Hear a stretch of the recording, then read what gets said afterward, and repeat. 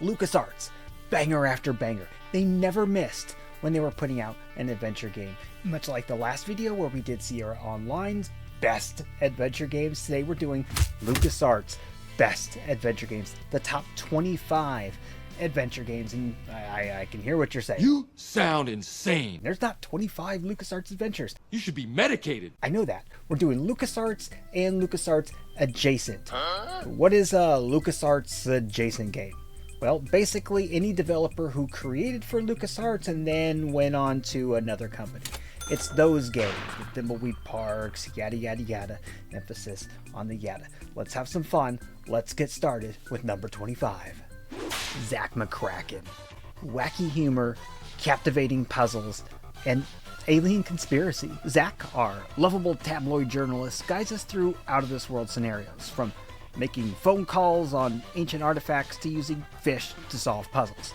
It's bizarre, it's chaotic, and man, is it engaging. It would have been higher on my list had it not been so knuckle-busting hard.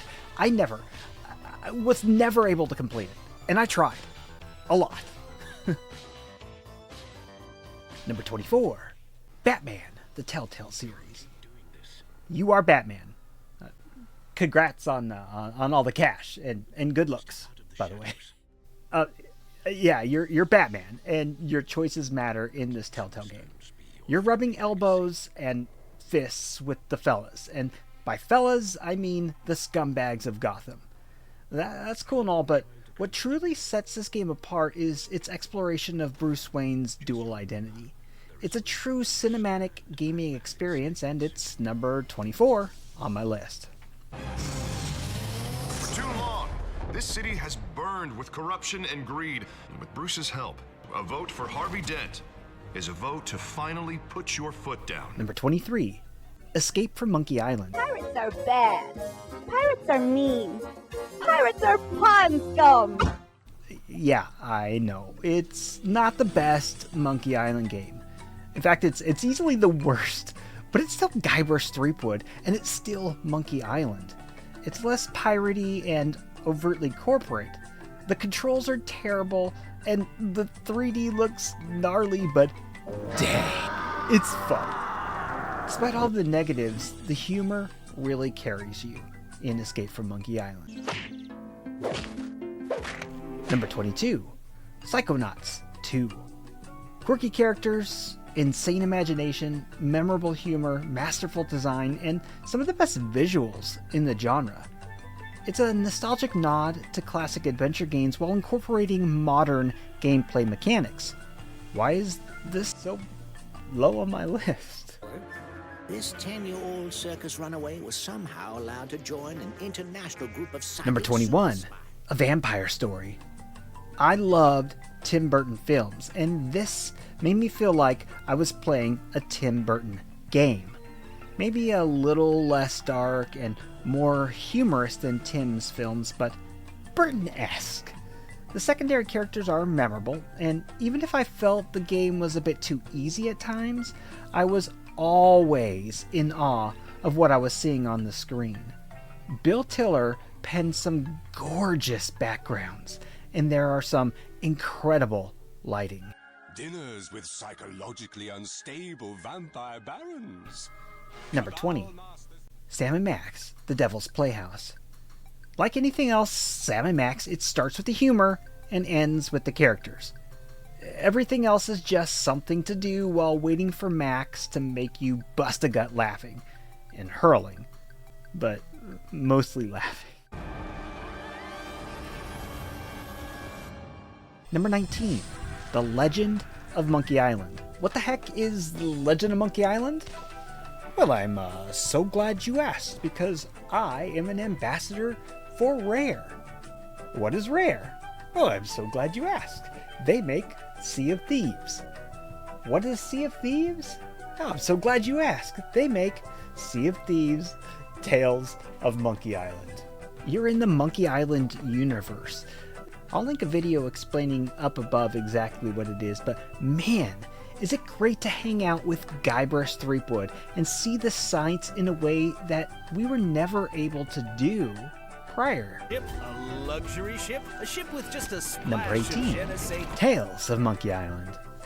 Lots of people didn't like Tales of Monkey Island, but in my humble and tactful opinion, they're wrong and I'm right. No. I'm also very mature, but in all seriousness, it was fun. Not as charming or as funny as the Monkey Islands that place higher on the list, but it opened us up to more Monkey Island lore, and the episodic nature of the game allowed for it to feel more like a story than the other games. What in the name of Satan's comb over are you good for, you bloated old sea hag? Number 17, Tales from Monkey Island. I jumped on this train recently. I had to see what the buzz was all about, and dang, this slaps. How Telltale managed to merge a combination of choice-based storytelling, humor, and world development from a chaotic, insane FPS game series, it's beyond me. It just doesn't feel like it should line up, but they take the Borderlands games and they make the world better. And then that world was flipped and turned upside down like Will Smith in the Fresh Prince of Bel-Air intro. Oh man, that movie that came out this year, that's bad. It's insanity.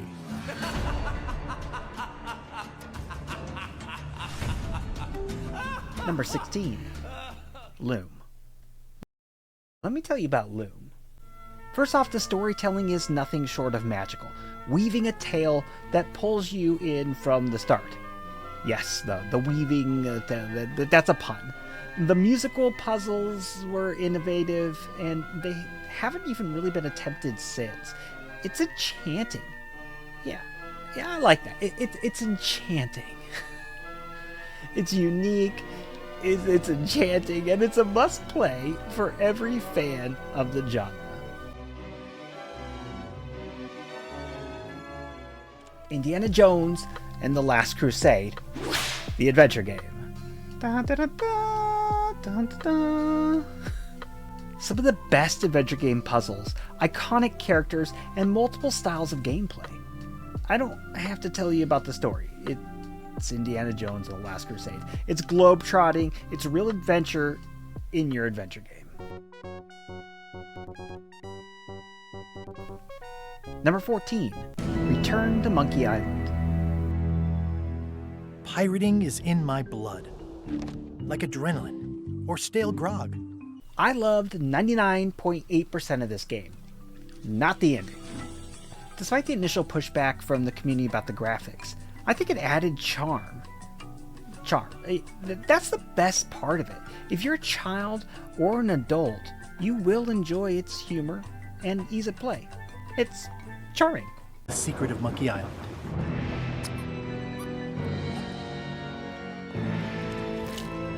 Number 13, Psychonauts. Adventure Game Hall of Fame developer Tim Schafer really made his mark post LucasArts with Psychonauts. It really set up his studio Double Fine, which is still to this day putting out banger after banger. The perfect blend of humor and platforming. Not a classic adventure, but it's a great adventure game nonetheless. That lake isn't as peaceful or as harmless as she looks. Number 12, The Dig. How can The Dig be so low on this list? You'll see. The games above are all-timers, and The Dig isn't all that far behind. The story is one of the best in adventure game genre history. The puzzles are amazing, minus a few overtly difficult ones. It has a really cool combination of sci-fi theme and cartoony graphics. There's a book. You're definitely going to want to read the book. We have to be accurate. The idea isn't to blow Attila to bits. Number 11, Maniac Mansion. Oh, heck yeah. It's zany, it's crazy, it's creepy, and it's funny.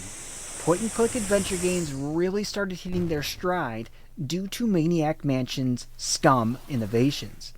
The characters are freaking great. The hamsters are also... well, the hamster was great. Play the game. You'll understand. Number 10, Thimbleweed Park. I loved 99.8% of this game. Yes, you've heard me say this before on another Ron Gilbert game. Not the ending. Did not like the ending. Man, Thimbleweed Park. This is kind of like a theme, man. Thimbleweed Park is an old, new game. I mean, it has all the feels of old adventures with the quality of life of new ones. Great tag team gameplay, great voice acting, pretty good story. Oh, Ransom the Clown. The best! Number 9, The Wolf Among Us.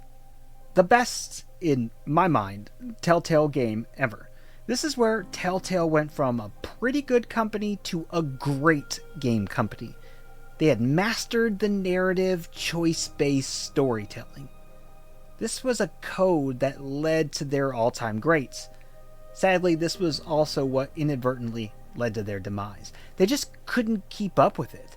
The cost, the manpower, etc. And that cost and the manpower was evident in this game. Absolutely gorgeous, great dialogue, and really memorable characters.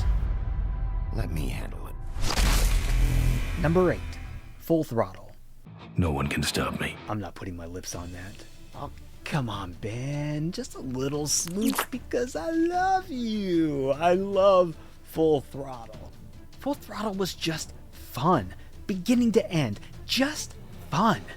Great mini games. Really good puzzles. Wonderful art. And the writing made you like what generally would be an unlikable character. I tried hard to get Full Throttle higher up the list, but I just couldn't find a spot. Relax. I have a feeling something's coming our way. Number 7, Secret of Monkey Island. This is why I couldn't get Full Throttle higher. When Secret of Monkey Island is number 7, it paints a picture of how stacked the top of LucasArts' portfolio is. The Secret of Monkey Island was, in my opinion, the first laugh-out-loud adventure game. Its setting allowed for the comedy to land easier. It gave us one of the greatest set of puzzles ever, the insult sword fight, and found a way to make an enjoyable topic, pirates, and twist them into fantasy fun. Guybrush Threepwood, man, or as Elaine would say, brush! Number 6, Curse of Monkey Island. Ah, yes. Guybrush, indeed. The first Monkey Island with voices, and look how pretty it is. The comedy doesn't sail away from the series either just because Ron Gilbert left the captain's chair. Yeah, those are shameless puns. It might actually be better, but mostly because of the voices. Dominic Armato entered the scene as the voice of Guybrush Threepwood, and the rest is history. I thought it would bring me fame and glory.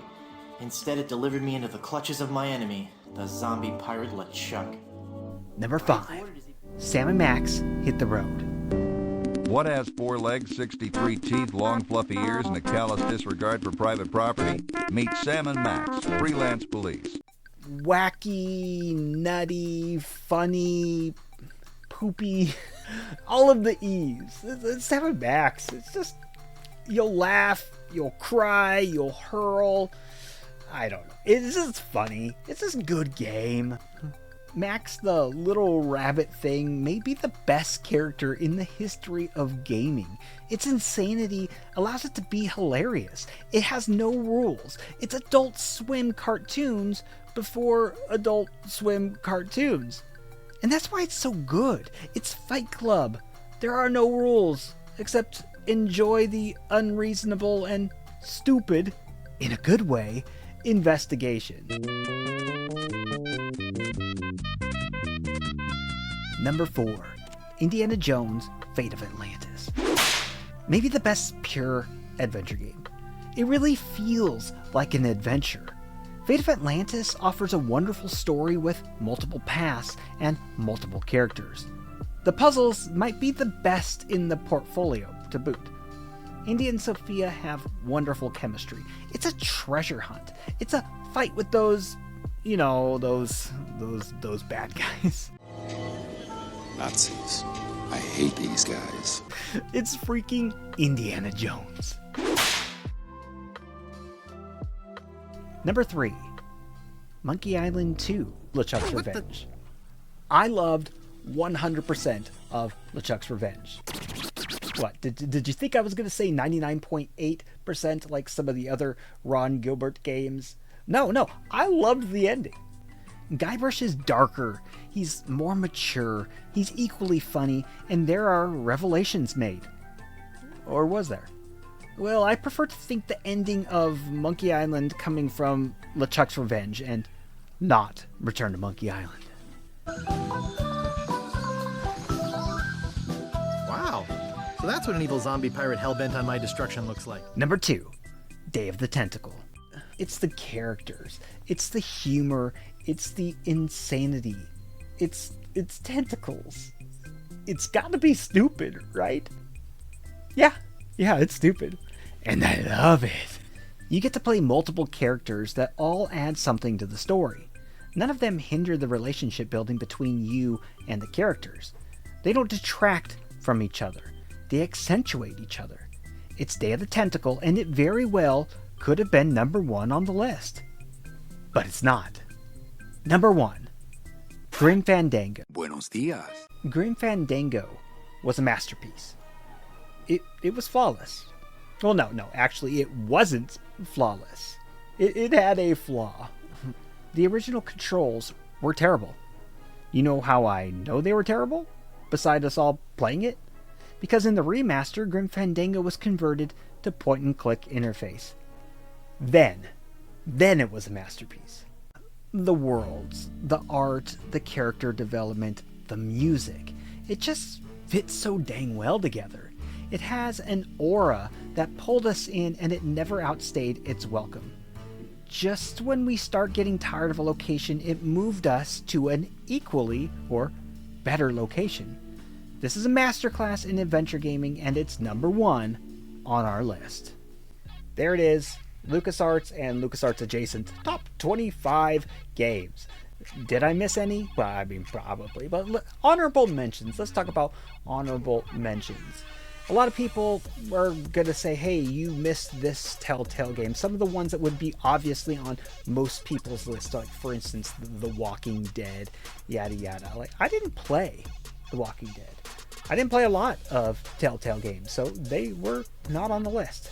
I did, however, play Broken Age. Played about an hour. It didn't capture me. I mean, maybe it is good as the game progresses, but stayed off my list. I didn't play the oldest LucasArts game, Labyrinth, but I watched the movie. I don't even know why I brought that up. It means nothing. Adventure Game Hotspot.